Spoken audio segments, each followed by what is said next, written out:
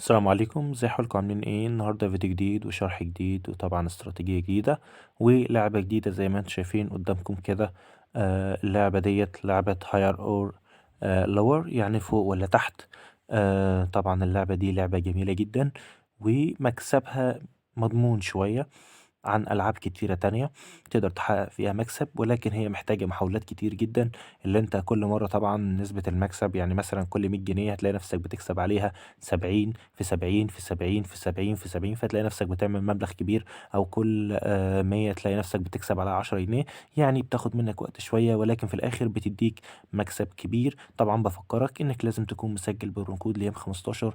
لو انت مش مسجل بالبرومو كود فانت طبعا انصحك انك تروح تعمل حساب جديد وتسجل ببرومو كود ليام 15 الموجود عندك على الشاشة، وبعدها ترجع تاني تجرب الاستراتيجية ديت. ومش الاستراتيجية دي بس، تجرب كل الاستراتيجيات بتاعتنا اللي شغالة أو الموجودة على القناة عشان تحقق مكسب كبير. خليني أوريك هنعمل ايه. طبعا زي ما انت شفت كده أنا كسبان اهوت.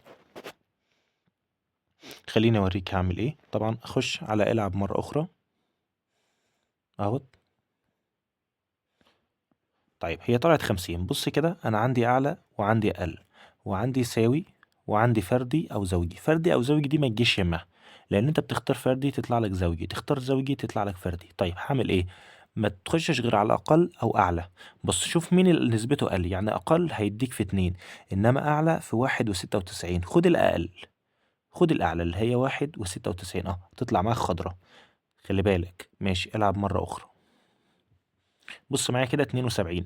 قال لي أقل ب1 و38، أعلى هتبقى في 3 ونص. لأ خد الأقل اللي هي ب1 و38، تبقى أقل. شفت عاملة ازاي؟ العب مرة أخرى.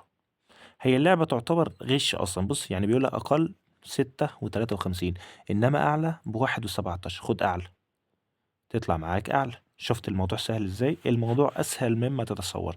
طيب خلينا نلعب مبلغ تاني، نزود المبلغ بتاعنا بقى عشان خاطر يبقى مكسبنا أكتر. مش للدرجة دي، هنخلوه مثلا 640 جنيه. طلعت 25. بيقول لي هي أعلى أو أقل. طبعا هختار أعلى لأن أعلى هنا الأقل. أهو طلعت أعلى، كسبت 838 من 640. ألعب تاني ب640. طبعا بيقول لي أقل 1 و17، أعلى 6 و53، يبقى هختار أقل. زي ما انت شايف كده اللعبة تعتبر بتغششك، يعني هي بتغششك أصلا. انت شايف، شوف مين اللي نسبته أقل. طب تعالى نلعب مرة كمان كده. بص هي بيقول لك الأقل ب1 و14 والأعلى تبقى 7 و54. أنا أختار اللي نسبته أعلى. يعني 7 و54 دي اللي هي الأو دي، يعني فلوسك هتتضرب في 7 و54. لو اخترت أقل فلوسك هتنضرب في 1 و14. طبعا هختار أقل وأنا مغمض.